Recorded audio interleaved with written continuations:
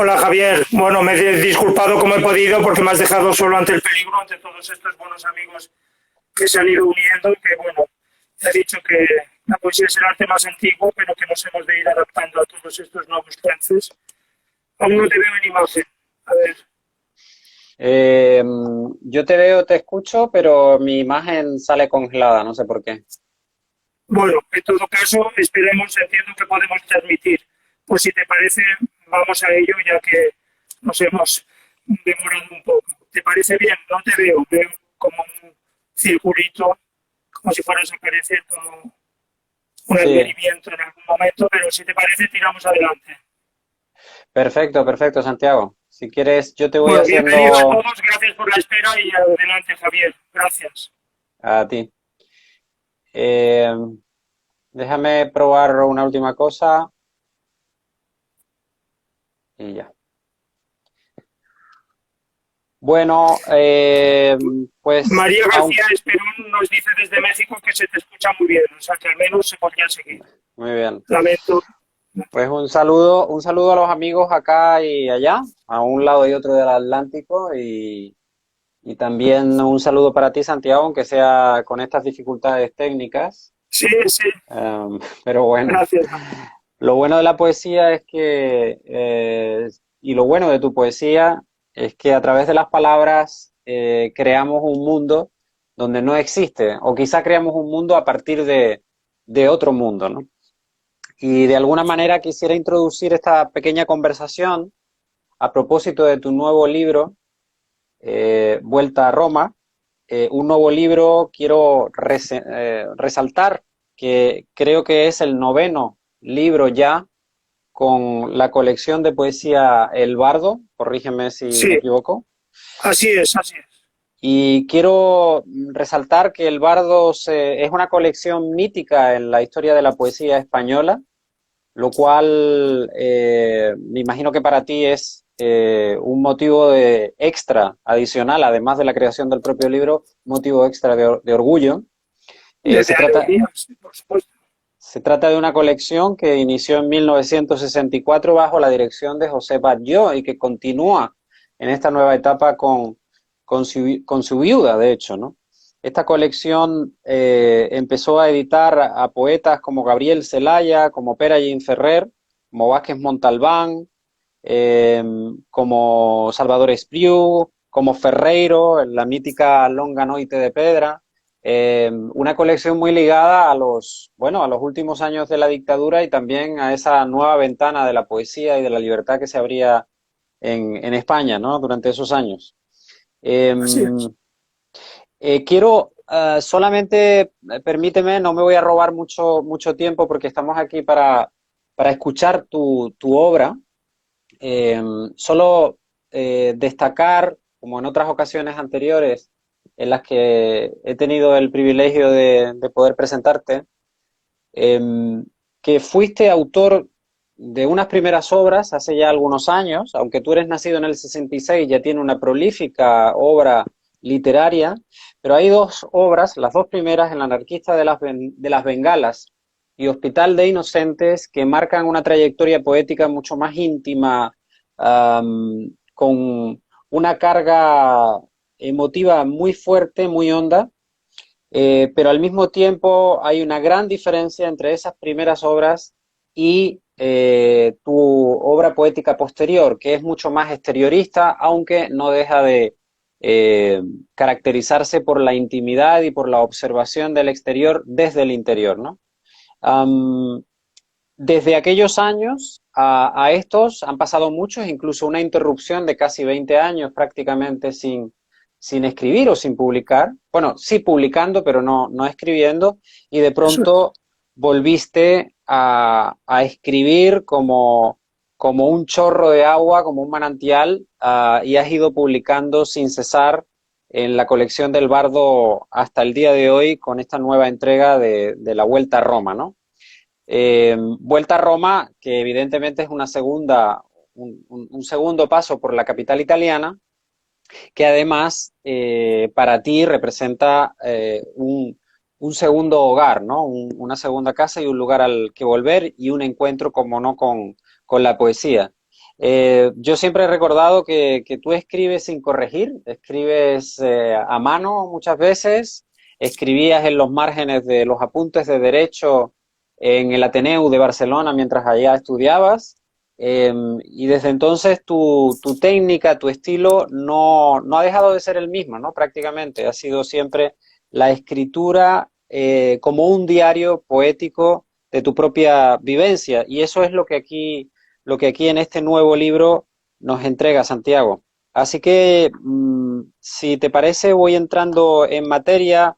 Ya más tarde quizá hablaremos de quién es Santiago Montovio para aquellos que todavía no lo conozcan o que lo quieran conocer más adelante cuando este vídeo esté grabado.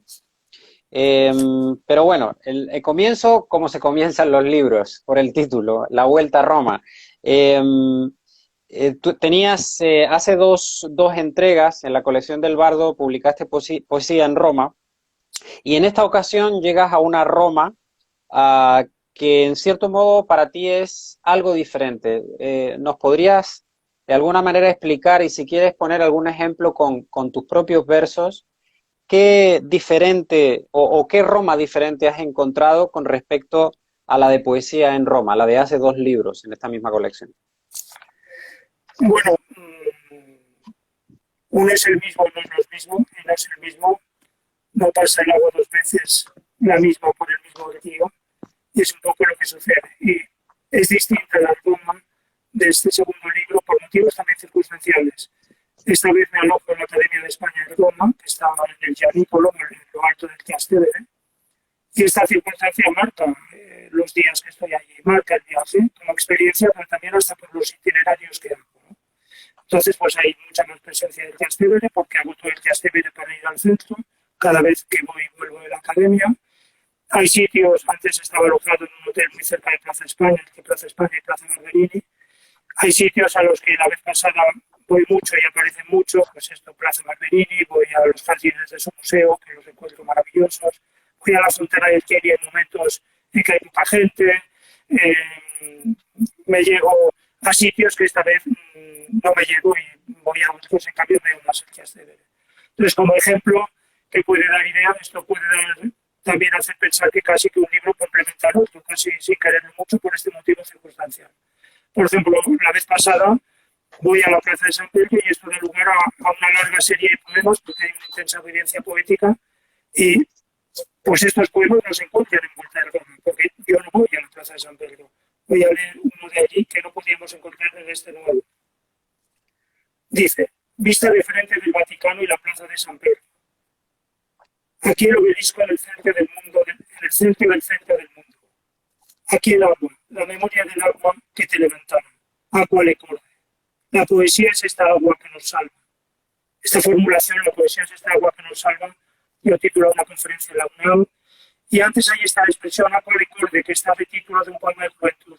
Y lo recuerdo allí porque es una cosa ligada al obelisco en la Plaza de San Pedro. Al momento en que se estaba intentando levantar, se hacía con mucho esfuerzo, parecía que se iba a caer y a hacer quizás porque las cuerdas se estaban distendiendo. Y entonces un viejo marino italiano dijo, agua le corre. Se echó agua a las cuerdas y se levantó el obelisco. Yo lo recuerdo ligado a la poesía. Y ahí es un poema que quiero acercarme y tocar este obelisco y tengo miedo que los carabinieri me detengan porque piensen, luego no les convenza la razón de que el motivo es la poesía. En fin, hay partes del Roma que en este nuevo libro no se ven y en cambio hay en el anterior. También hay una serie larga de poemas en el Castello de Sant'Angelo y también aquí hay un poema. Este libro tiene conciencia de esto. Esta mayor presencia, por ejemplo, del Trastevere en Vuelta a Roma, por ese motivo de donde me alojo, la Academia de España de Roma.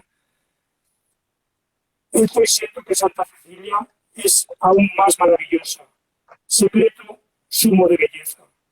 Estaba pensando que estos días, como ahora, Roma es sola, porque es más Trastevere y los lugares más apartados del Trastevere, más solitarios y recónditos y llenos de recodos, calles, iglesias de secreta, íntima, como su soleada belleza, de campo que guarda en estos lugares apartados, de campanarios muy antiguos con algo de Venecia, como también las calles y los sitios en este lugar de Roma, y también como en Venecia, una desguardada belleza espléndida, en la que entrar como quien abre un cofre. Así al entrar yo esta mañana en la Basílica de Santa Cecilia en Trastevere. puede dar idea un poco de lo que me comentas. Mm. Gracias, Santiago. Yo quiero resaltar igualmente que tu poesía nos lleva por un camino de paz. Es una de las cosas que uno percibe inmediatamente al abrir las primeras páginas de tus obras, especialmente las publicadas en la colección del Bardo, ¿no? Eh, Hay un verso precisamente al final del poema Doy a la vista de un claustro, en el que dices, pienso también ahora que otro deseo mío sería que un poema fuera también un claustro, pudiera serlo para alguien, por ejemplo, para ti, no sé quién seas, refugio de paz, sosiego, silencio, lugar de alma. Me parece que en todos tus versos, no sé si lo que transmites, Santiago, es algo que tú encuentras o es algo que vas buscando, porque en este libro que para mí me parece, y no te lo digo como un elogio banal o porque estamos aquí conversando, pero me parece quizá uno de los hitos en tu carrera literaria, me parece uno de los libros más logrados, más redondos. Yo te comentaba el otro día que se lee casi como un thriller, es decir, uno va como lector, siente que va con una cámara detrás de tu espalda a medida que vas caminando por esa Roma, pensando que vas a descubrir algo nuevo. Y de pronto, lo que se encuentra uno son, si ya te ha conocido en tu obra anterior, son los mismos ritos que el poeta, en este caso Santiago Montovio, la voz poética, tiene en su ciudad natal, por ejemplo, en Barcelona, ¿no? Y hablo de ritos como el café, como comerse una pizza en el Trastevere. Por cierto, tengo una duda, yo siempre digo Trastevere, no sé si es la pronunciación correcta del barrio. Yo digo el Trastevere con la misma ignorancia de si es la pronunciación correcta. Bueno, entonces, sí, y me refiero al café, de lo que hemos conversado en otras ocasiones, para ti el café es algo muy importante, como lo es cualquier minúscula cotidianeidad que represente la vida. Eres un poeta que canta a lo pequeño que puede ser respirar un olor, saborear un café con alguien, pasear por el Paseo de Gracia de Barcelona. Es decir, eres un poeta que sabe extraer de aquellas cosas pequeñas el verdadero valor que tienen. Yo creo que justamente en este confinamiento en el que hemos padecido por la pandemia, tu poesía cobra, si cabe, más valor que antes. Es decir, hemos aprendido que en esas pequeñas cosas estaba lo que más echábamos de menos, ¿no? Y no sé, a mí me llama la atención sobre todo tu relación con el café. ¿Puedes hablar un poco de eso? Sí, bueno, yo esta lección del valor y la felicidad que pueden dar las pequeñas cosas la tenía muy aprendida y ni yo ni muchas personas supongo necesitábamos una pandemia para aprenderlo más, pero ahí está. Esto del claustro, del refugio, del poema como claustro, como lugar de paz, ese claustro yo me refiero que estoy alojado en la Academia de España y para quien no lo conozca o quieras recordarlo, la Academia es el convento, es el claustro de la iglesia y convento que fundó Isabel la Católica y que es España desde entonces, es un lugar extraordinario.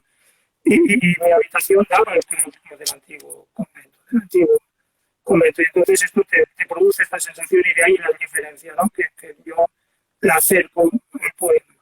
Estas pequeñas dichas, esta dicha de vivir que se ve en estos detalles cotidianos, esta felicidad que me liga un poco a Guillén, poeta que, como sabes, yo siempre he declarado que nazco la poesía en la adolescencia al leerlo. Está el café, has hablado de la belleza, hay, por ejemplo, también en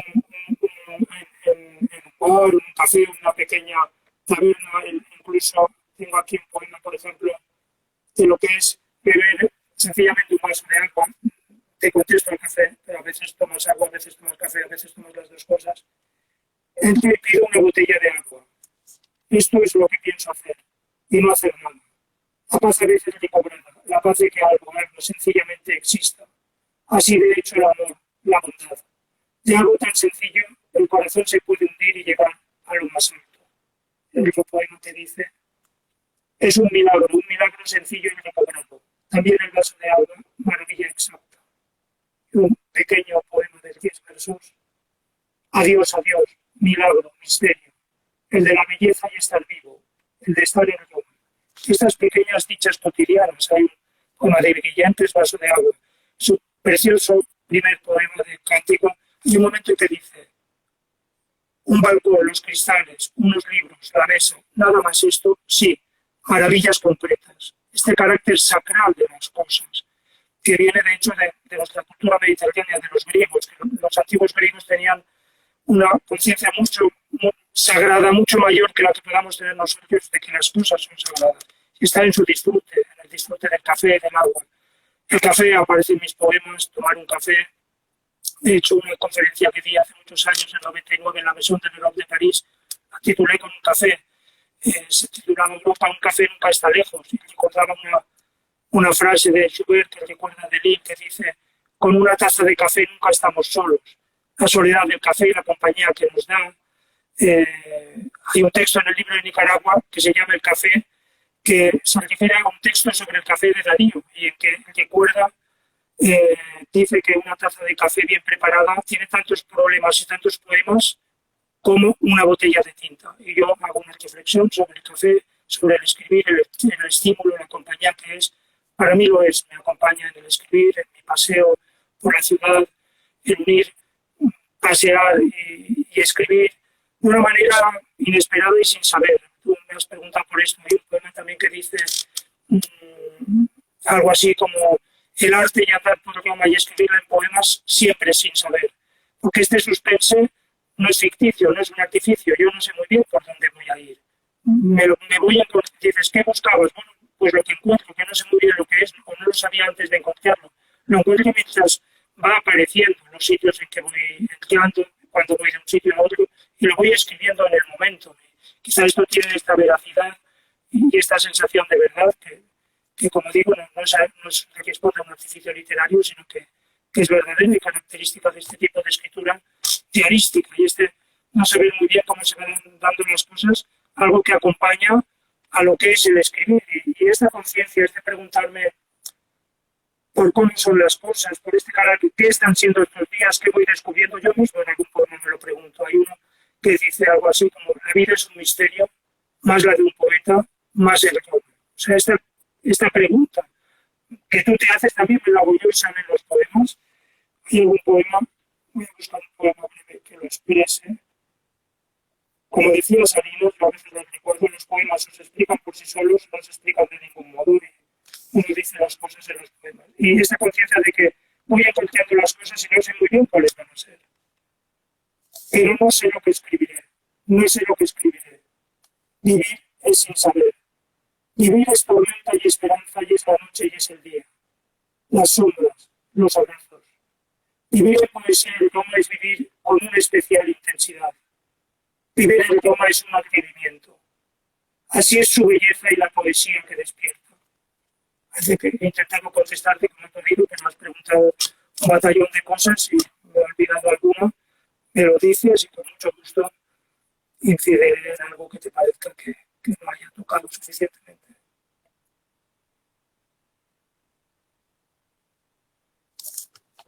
Javier. Javier. No lo veo. No, ya no lo veía, pero lo he perdido. Voy a decírselo por otro teléfono. Dios mío, esto está siendo... A ver, vuelve a aparecer.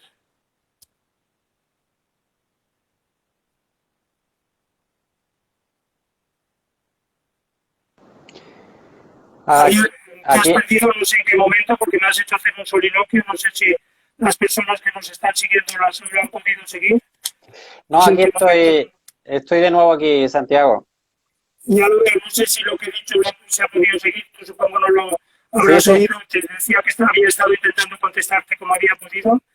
Sí, Veo que estamos teniendo muchos percances, como al menos yo desde luego soy novato en estas vidas. Lo he seguido y no ha habido ningún problema. Lo único que el sonido de tu voz, ha habido algún comentario también que se escucha un poco se escucha un poco distorsionada. No sé ¿Quieres si que pruebe sin auriculares? Me dijeron es, que con auriculares proscrito. eso te iba a decir. A ver, probemos así, a ver si así suena mejor. ¿Es mejor? Pues Yo te, imagínate que me los he puesto y sí, una molestia mejor. yo te oigo mejor, a ver qué dicen los oyentes que se hayan unido en este caso. Muy Quiero, bien. quiero agradecer a la Asociación de Escritores de Cataluña por cedernos la cuenta para esta transmisión, pero al mismo tiempo, como está teniendo demasiados problemas, igual podemos hacer una segunda versión de este encuentro en un futuro no muy lejano. Pero Espero que sí. mientras, pero mientras podemos continuar, ahora que se escucha un poquito mejor, hay una oyente que nos dice, Ha puesto Teresa, mucho mejor, sí. nos dice que está mucho mejor, sí. Mira, en eso del café que estabas hablando, me llamó la atención estas pequeñas cosas que tú cantas en la poesía y que convierte tu poesía para mí en grande, en una poesía muy asequible, pero al mismo tiempo eh, muy honda. Hay una anécdota. Y cuando digo anécdota, me refiero a poema, porque al final las anécdotas, todo lo que tocas se convierte en poesía. Entonces, en alguna ocasión dije que era peligroso acercarse a ti porque todo se convierte en un poema y uno termina convirtiéndose en un personaje de un poema, un poco lo que hacía Pessoa cuando iba caminando por su Lisboa natal, que de algún modo cualquier cosa que se le rozaba se convertía tarde o temprano en materia poética. Eh, en el caso de Roma, en la Academia de España, hay una anécdota que me encanta porque eh, tú te levantas y no sabes qué hacer porque no encuentras una moneda, creo, para poner en una máquina de café y para ti eso ya es un drama. O sea, empezar el día sin café. Para los cafeinómanos, como yo también lo soy, comprendemos muy bien la sensación. No existe despertarse sin el café y cuando no existe el café, pues hay dolor de cabeza, hay una percepción de la realidad que todavía está muy vinculada al sueño. Y en esa máquina del café te encuentras con el poeta salvadoreño Jorge Galán. Quisiera que nos explicaras un poco ese encuentro, porque además tiene mucho que ver con tu libro anterior, con Viaje a Nicaragua, ¿no? Bueno, en efecto, así es. Yo era el primer día, no conocía muy bien los servicios de la academia, sus posibilidades, y bueno, pregunté en recepción y solo tenían máquina de café, es un sitio que está un poco apartado. No me había dado cuenta que el día anterior en la cena había gastado mis monedas, no contaba que tenía que tener monedas, ¿no? Y valía 60 céntimos y tenía 5 céntimos. Y entonces estaba desesperado porque pensaba que no podía ser que estuviera en el coma y no tomara café. Y me encuentro en este, si quieres leo el poema o lo relato de palabra, como tú quieras. Como tú prefieras. Pues como quieras. Entonces, bueno, si quieres lo voy... Bueno, me encuentro al poeta salvadoreño Jorge Galán porque, bueno, con mucha dificultad, pienso, bueno, ya me despertará el aire de Roma, pero yo la querencia de un café la necesito y la busco. Voy a leer uno que hay aquí para que nos ponga en situación. Pero qué duro empezar el día sin café, el que busco en bolsillos, en carpetas, nada, ni una moneda. Raro y absurdo empezar el día sin café y más en Roma. Pero en Roma suceden impensadas cosas. Una es esta que cuento en el poema siguiente, que yo al final consigo darle un sablazo a la chica de recepción, me da 55 céntimos más los 5 míos, hacen los 60 que necesita la máquina, muy contento, los pongo en la máquina y veo que no pasa nada. Había dos máquinas. Entonces aparece Jorge Galán y me cuenta que esa máquina no va, que hay que ponerlos en la de al lado y muy contento me invita a uno. Mira, voy a ver, yo creo que podemos leerlo. Consigo tomar un café con muchas dificultades y esfuerzos. Pego un sablazo a la chica de la recepción que me deja los 55 céntimos que tiene. Más los 5 únicos céntimos que yo tengo hacen los 60 necesarios. Me las prometo muy felices, café en Roma, ¿cómo iba a faltar? Pero los pongo en la máquina y no pasa nada. Entonces aparece el escritor salvadoreño Jorge Galán, con quien nos encontramos en Granada, en Nicaragua, el año pasado en el Festival de Poesía. Le explico mi tragedia y me dice que hay que poner las monedas en la máquina de al lado y muy gentil me invita a un café. Hablamos. Un bonito y casual encuentro. Nicaragua. Allí nos vimos. ¿Cómo cambió luego el país?, me dice. Está un responsable de la academia que me dice que quieren tener un encuentro conmigo. Muy bien. Al pegarle el sablazo a la chica de recepción, le he preguntado si está abierta la iglesia. A esta hora sí, me dice. Porque he visto la puerta entreabierta. Me digo que tras el café voy a ella. Quiero entrar en ella. Ahora estoy en la plaza. Pese al primer buen sol del día, hace fresco. Habrá un poco de lluvia. Escribo este poema o lo que sea. Estoy en Roma. Soy aún plenamente de la vida, como ella. Bueno, que lo explica mejor que lo pudiera glosar yo el poema, ¿no? Que cuenta esta anécdota, que es el poema. Nuevamente, todas estas pequeñas cosas y estas pequeñas conexiones que hay en tu obra, que pueden parecer muy sencillas, nos llevan a relacionarlas con otros temas ya tratados en tu obra anterior, con Jorge Galán. Jorge Galán es un poeta, un magnífico poeta salvadoreño, exiliado por amenazas y por la violencia en su país natal, en El Salvador. Coincidiste con él en otro país que también ha sido azotado por la violencia y por el autoritarismo, como es el caso de Nicaragua, país al que viajaste antes de que empezara el levantamiento y la crisis política y social que todavía atraviesa. Estuviste en el Festival Poético de Granada, de Nicaragua, en 2018, perdón. Y allí es donde coincidiste con Jorge Galán como con otros poetas. Ese viaje a Nicaragua, ese viaje al país de Rubén Darío, a Rubén Darío que tanto te une también no solo con la tradición poética española más importante, sino con Barcelona y su relación con América Latina y con el resto de la Europa mediterránea. Ese viaje se convierte también, cómo no, en materia de un libro, Nicaragua por dentro, que es el libro que publica la colección El Bardo, que justo precede a esta vuelta a Roma. En ese libro, sí, es curioso porque uno podría pensar, bueno, va a viajar a un contexto totalmente diferente y lo que van a salir son poemas totalmente diferentes. Y leyéndote uno se da cuenta que no, que el universo del poeta, que es muy amplio, sigue siendo la patria íntima del poeta, esté donde esté con quien esté. Es decir, al final todo se convierte en esa materia poética. Y más que el poeta parece, y permíteme el juego de estas palabras, más que el poeta viajar a los lugares, hace que los lugares viajen hacia tu universo, hacia dentro de ti. Es como una especie de galaxia poética, ¿no? Pero para no alabarte demasiado, sí me gustaría que tú mismo nos explicaras cómo es esa experiencia de pasar de un tiempo a otro. O sea, para un poeta que leyéndote y conociéndote, para un poeta al que le gusta la tranquilidad, al que le gusta el ritmo pausado, la conversación tranquila, el café, ¿cómo es viajar a lugares tan diferentes, con ritmos tan complejos, con dinámicas tan complejas como en el caso de Centroamérica, y volver a Cataluña y escribir en el mismo ritmo y con los mismos temas, estés donde estés? ¿Podríamos decir que eres un poeta que no le importa en realidad lo que ve afuera, sino lo que ve por dentro?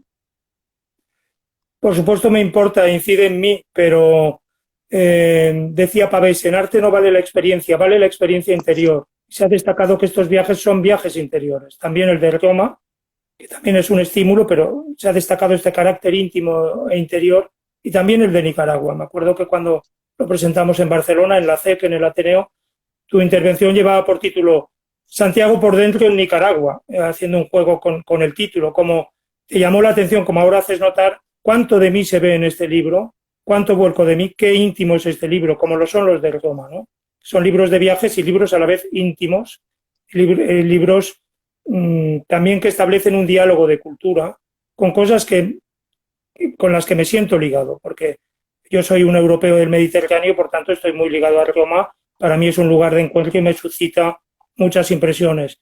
Pero también, como has hecho notar, Darío tiene una vinculación muy importante con Barcelona.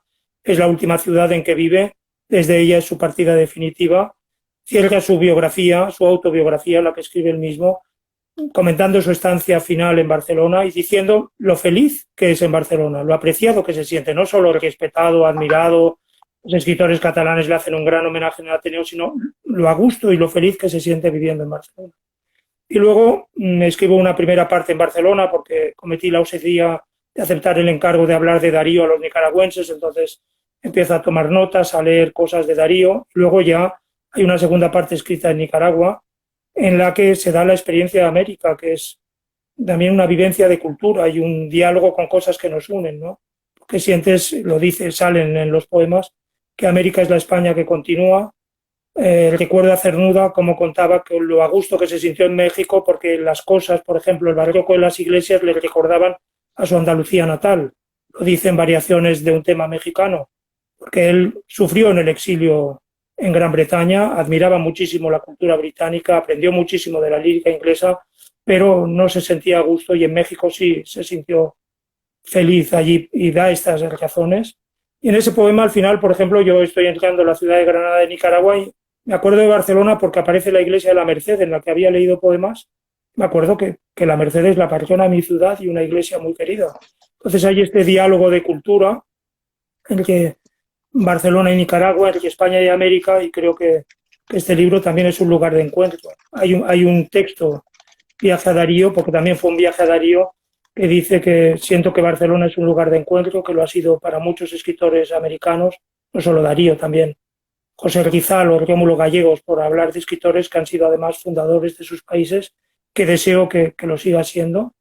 Y bueno, es un libro que es un lugar de encuentro y un diálogo a través de la poesía en términos de cultura. Y también íntimo. En esto se puede asemejar o traer a colación con los dos libros también de viajes e íntimos de Roma.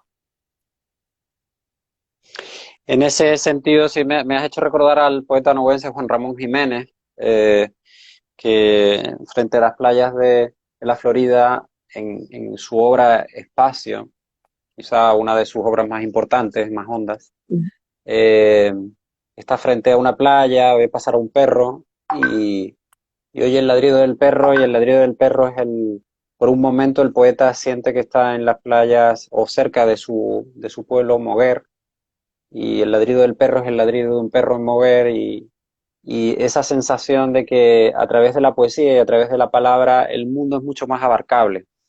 En el caso de Roma, esa Roma que tú has querido abarcar, tenía la sensación a veces cuando leía el libro que podría servir como una guía turística poética, ¿no? Es decir, uno podría ir paseando con este libro e ir a esos lugares que tú visitaste y jugar a tener esa misma sensación, ¿no? Como hicieron durante años muchos lectores de Rayuela, de Cortázar en París, que cogían Rayuela y iban a buscar a la maga, a ver si la encontraban por París y compartían esas experiencias. Eh, Me gustaría que señalaras de esta Roma que tú te encuentras en el libro. Hablas mucho, es verdad, del Trastevere o del Trastevere, del placer de comerse una pizza. Yo creo que muchos habitantes de los países mediterráneos tenemos la experiencia de haber ido a comer una pizza en el Trastevere porque es uno de esos lugares que uno piensa que hay que ir una vez en la vida, ¿no? En el caso de tu Roma, ¿qué lugares prefieres en Roma y qué lugares despiertan más en ti el encanto por la poesía que tiene esa ciudad y ese país? Es una ciudad que voy viendo y voy descubriendo conforme la camino y voy haciéndola también poemas.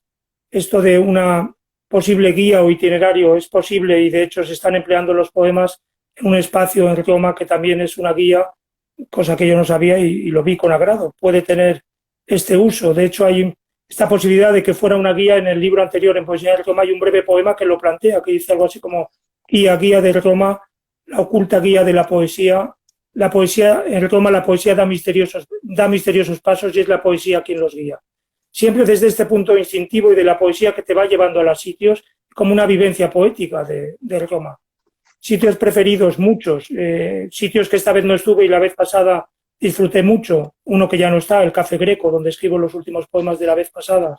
Este café histórico y legendario, que era un corazón de Europa.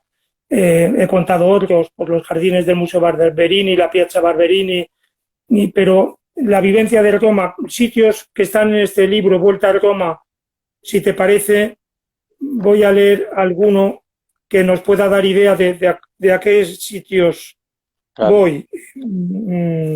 Por ejemplo, perdona.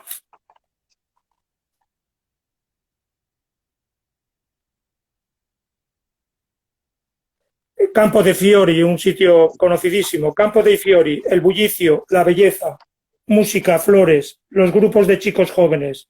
La belleza puede también ser tumultuosa. La belleza en medio de sitios muy conocidos y muy célebres de Roma, pero que los disfrutas. A la vez voy a leer otro de un sitio que aparece mucho en el libro porque es donde me alojo. La Academia de España de Roma está en la Piazza di San Pietro in Montorio.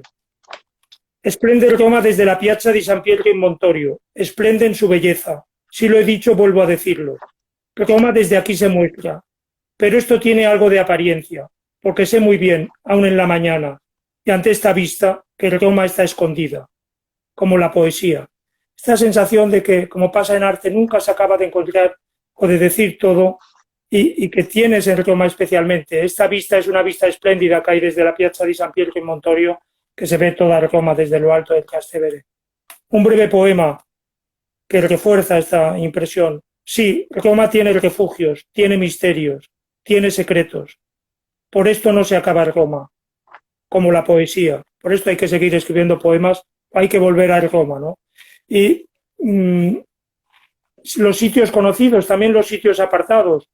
Un sitio que encuentro que me parece de lo más solitario y apartado y está al lado de la Piazza Navona. Vicolo de la Volpe, una alta yuca como de campo en la entrada de una puerta. Y un rincón de Roma que resulta ya tan apartado y está tan cerca de su quizá más célebre plaza. Hay que buscar la soledad, hay que apartarse. Lo sabes si haces arte. Y un poema escrito, he leído antes otro en Santa Cecilia, en Trastevere, preciosa basílica, preciosa iglesia, que están usando en esta guía y espacio en Roma, lo vi el otro día, al explicar la basílica, pues aducen diversos elementos de arte y está presente este poema. Es decir, es legítimo y se puede hacer esto. Roma, Roma, Roma. Te diré o sentiré en tus secretos, en tu música escondida. Así me lo digo y siento en la belleza de esta iglesia de Trastevere. Así te diré sin querer, inesperada. Cómo te das, cómo eres, Roma. Música secreta de ángeles escondidos en las fuentes y en las calles y en las plazas, en las iglesias, en el río, en los gatos. Música, música de Roma, en que me vuelve Roma. Bueno, he querido contestar con algún poema. Y te preguntaba antes qué buscabas en Roma, y te decía ahora que podía ser una guía turística poética sobre Roma. Claro, uno no espera encontrar en un libro así, pues, vertientes oscuras o feas de una ciudad que la tenemos en el imaginario colectivo como precisamente una ciudad de materia poética, ¿no? Pero en este viaje a Roma, ¿encontraste una Roma fea, una Roma que no te gustaba y que no quisiste plasmar en tus versos? Plasmé lo que sentí, lo que iba encontrando, plasmé lo que iba sintiendo, ¿no? Sin una voluntad predeterminada de orillar algo. Has hecho notar que sale en los poemas que todo es bueno en Italia. Hay un momento que estoy tomando una pizza o algo y digo, todo es bueno en Italia, esto, el aceite, el tomate, etcétera, pues todo es bueno, todo es bello. Podemos pensar si es así. Bueno, Ramón Gaya vivió muchos años en Roma, como sabes, y fue a Madrid y lo encontró todo muy feo. Fue después de tiempo, y esto sale en las anotaciones de sus diarios, y llega a decir, por ejemplo, después de este contraste de encontrar las cosas de España muy feas, que Roma hasta la basura es esplendorosa. Se hace notar que en España todo lo encuentra feo. ¿Qué ha pasado aquí? Pues ha pasado la experiencia de Italia en que la vivencia de la belleza es otra. Ramón Gaya nos lo dice en varias ocasiones, la belleza es distinta en Italia que en España, es una vivencia diferente. Hace esto, que en España la miseria es miseria y en Italia podemos ver algo en un estado deteriorado o degradado y que tenga belleza. Gaya reflexiona de la belleza, sobre esta vivencia, de diversas maneras y pasan a veces a los poemas, porque encuentro que son visiones muy acertadas. Habla también de la belleza en un texto maravilloso, tropiezo y contrariedad de la belleza como algo violento, y hay algún poema que dice que la belleza son heridas. También hemos visto, salen los poemas que la belleza da paz. Calla en algún momento de sus escritos también dice que le llama la atención cómo los italianos continuamente de todo dicen velo, velo, y piensa que quiere decir esto, y al final comprende que para ellos decir que algo es bello, velo, sencillamente quiere decir existente. De lo que cabe pensar que todo lo que es bello, para merecer existir ha de ser bello. Y también dice que la belleza en Italia es orga, tiene una carnalidad hasta un descaro que en España no tiene, y que por esto Italia, dice, en definitiva es esto, es un atrevimiento. Algunas de estas formulaciones yo las recuerdo y pasan a los poemas. Podemos pensar que esto es lo que pasa, ¿no? Que en este atrevimiento que es Italia es un atrevimiento en el que hasta la fealdad puede tener belleza. Creo que esta es la cuestión. En tu primera visita a Roma, primera visita poética, quiero decir, y publicada en Poesía en Roma, en el libro Poesía en Roma, hay unos versos que me gustaría leerte. Dice, más sol, el sol da más fuerte. Quizá me dice que la vida puede tener una intensidad difícil de decir, difícil de soportar. Pienso y estoy escribiendo esto, y un camarero vuelve a poner la lona que antes había retirado, por pensar que el sol habrá hecho lo mismo.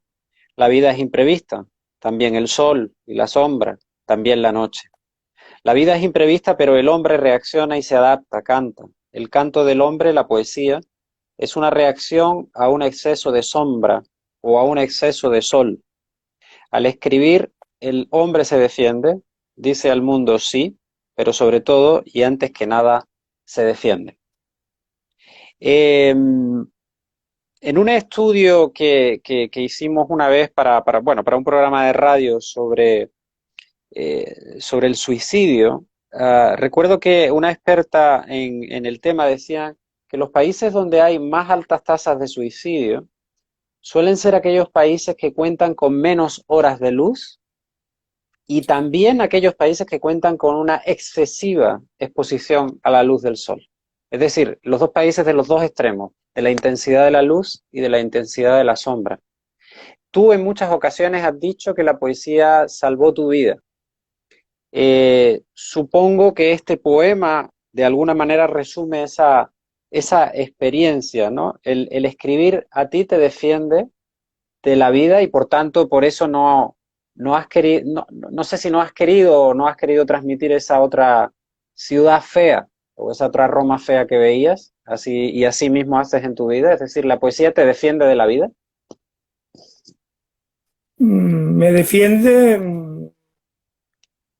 Esa Roma fea quizá yo no la iba a buscar o no me ha suscitado una impresión poética, aunque pienso que estas reflexiones que te he dicho sobre la vivencia distinta de la belleza, también lo deteriorado que se da en Italia, son verdaderas, no solo una respuesta, una huida hacia adelante. La poesía me ha salvado la vida, lo he dicho literalmente, lo he dicho en poemas, pero esto lo sabemos desde los griegos, ¿no? El efecto catárquico del arte y la curación de las palabras. De hecho, Freud resucita una vieja creencia de los griegos, y es que la palabra cura, ¿no? Hay un título de un médico y humanista español, Perriolain Enriarro, que es la curación por la palabra en la Grecia clásica, ¿no? Esto sabemos que es así. Creo que has glosado y reflexionado dando unas referencias y con una profundidad sobre estos extremos de intensidad de los que nos defiende el canto y el arte de una manera pues muy acertada y que da mucho que pensar a partir de este poema mío escrito en Roma. La poesía me defiende de la vida y a la vez me hace ahondar en ella, porque ahondas también a veces en la tristeza. Hablabas de mi obra de juventud, que se puede ver una diferencia y quien la ha denotado, que esta que vuelvo a escribir después de tantos años de silencio, pues hay como una mayor serenidad. Gil de Viedma dijo que con los años había aprendido a ser un encajador. Bueno, los años te hacen aprender a encajar los golpes. Quizá al volver a escribir muchos años después, con una teórica madurez, pues has aceptado con serenidad elementos dolorosos de la vida y te hieren, te llegan de una manera más llegada en la juventud. Pero toda esta parte triste y sombría y angustiada de la juventud está en mis poemas de juventud. También aparece la sombra a veces aunque con más serenidad en los de estos años últimos, ¿no? Me acuerdo que cuando estábamos en Holanda, una vez en Ámsterdam, mi traductor holandés, lo que le ha llamado especialmente son los poemas de juventud y son los que ha traducido. Y leíamos algunos y una señora, después de leer los poemas, preguntó, oiga, si no he entendido mal, usted tenía 20 años cuando escribía esto. ¿Cómo es que estos poemas son tan tristes?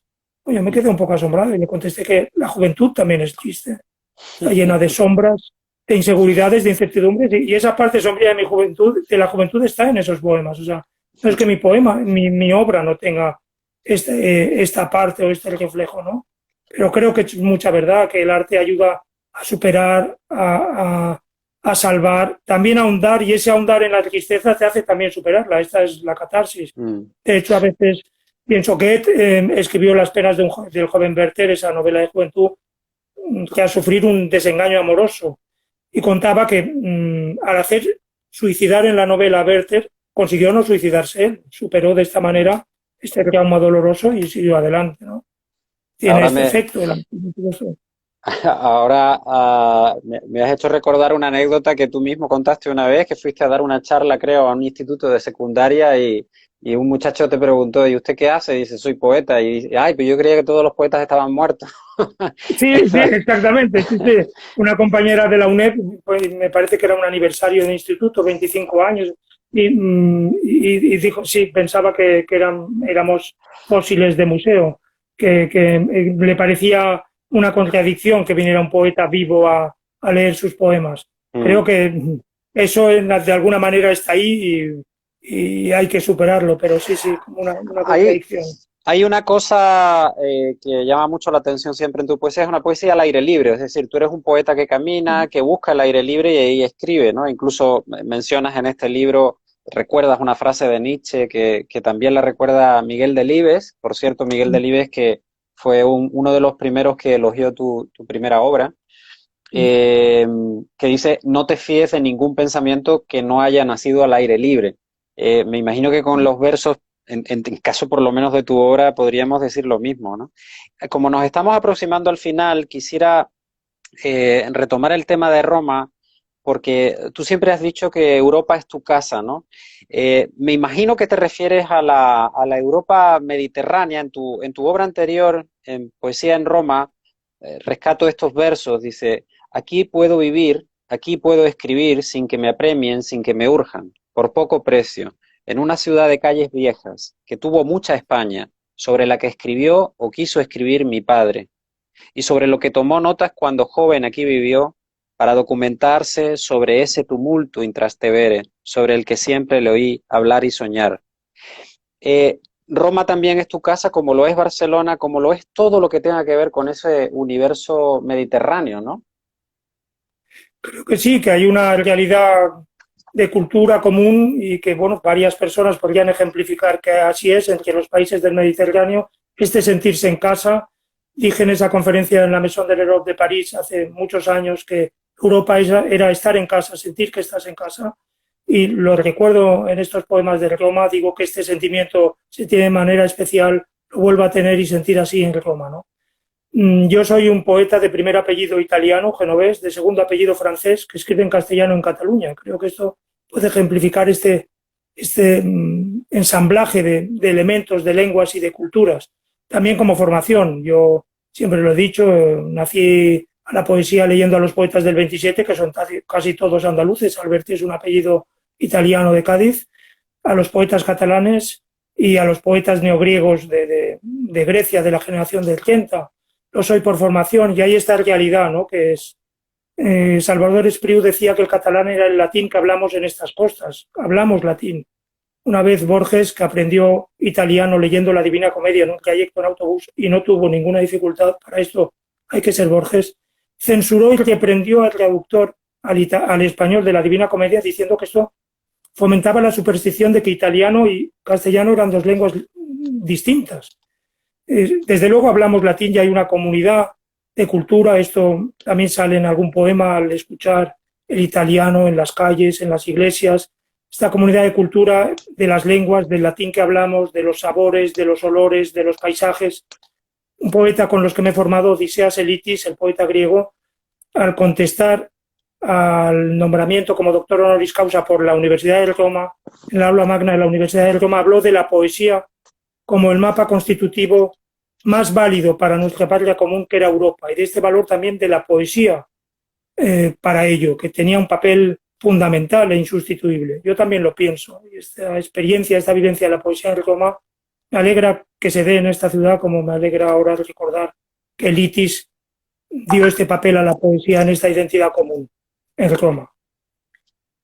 Al empezar tu obra, uno parece que va a encontrar algo, que va buscando algo, tiene la misma sensación de cuando uno va buscando el amor y le invitan a una fiesta y piensa que en esa fiesta se va a enamorar, se va a, a intentar, o por lo menos va a encontrar el amor, ¿no? Va con esa ilusión. Uno va siguiéndote pensando que vas a encontrar algo. No sé si es el amor lo que buscas, la belleza. Me quedo con esa frase que decías antes, que en Italia es como si todo lo que merece ser vivo tiene que ser bello, ¿no? Eh, ¿Qué ibas buscando en Roma para finalizar esta charla de esta tarde de verano, Santiago? ¿Qué ibas buscando en Roma? Y te pregunto, como preguntaría cualquier periodista, ¿lo encontraste? Iba buscando lo que encontré, buscaba lo que encontré, que no sabía lo que era. Me parece que te lo he comentado antes, pero sí una manera de vivir, una vivencia poética en que la poesía, cosas que están en mi poesía o en mi vida, en Roma se intensifican, se dan como con una mayor verdad y profundidad. Esto sale en algún poema, dice que la poesía que despierta en Roma es distinta y otra, porque Roma es un lugar especial del canto. No sé si nos da tiempo a leer unos versos finales que digan un poco ya uno de los poemas finales conclusivos que explican un poco lo que ha sido la poesía de estos días. ¿Cómo vamos de tiempo? ¿Es posible? Mira, mi reloj marca las 6:01. Veo que seguimos en conexión. No sé si esto de alguna manera se disuelve solo, pero sería Sí, bonito corta. que se disolviera contigo leyendo. Sí. Bueno, pues en vez de el poema Coda, que es un poema conclusivo que leo escribo ya en el aeropuerto, leo sus poemas finales por no atreverme a leerlo entero, que explica un poco esta vivencia una vez ya pasado, ¿no? Ya yéndome ya a Barcelona. La poesía de estos días ha sido una vuelta a Roma. En ella me he encontrado, me he perdido, me he asombrado. He escrito al dictado de los ángeles escondidos y en esa música y su arrullo, agua, luz, aire, he sabido que estoy vivo con una intensidad y de una manera como en ningún otro lugar hubiera podido. Así han sido aquí estos días. Así en ellos la poesía. Poesía en Roma. Vuelta a Roma. Bueno, al menos estos versos finales parece que sí ha sido posible leerlos. Pues muchísimas gracias por invitarme, Santiago, a esta conversación contigo y espero que los lectores, que sean muchos, de tu libro, entiendo que es un libro que ya se puede encontrar en librerías, se puede Sí, sí, en encargar. librerías se puede encargar, se puede pedir en portales, en librerías. Sí, sí, poniendo el título del libro y mi nombre saldrá donde están y lo puede pedir cualquiera en su librería habitual. Sí, sí. Entonces recordamos que es Vuelta a Roma de Santiago Montovio, Montovio con dos Bs al final, apellido italiano, en la colección de El Bardo. Muchísimas gracias a todos los que nos han seguido. Muchísimas gracias, Santiago, Gracias. por compartir tu poesía. Gracias, Javier. Ahora sí que sale un minutero. Gracias a todos por seguir esta conversación, este diálogo. Gracias, Javier, por entablarlo conmigo, por todas tus apreciaciones, por tu acierto. Gracias a todos por seguir este diálogo. Espero que haya sido de vuestro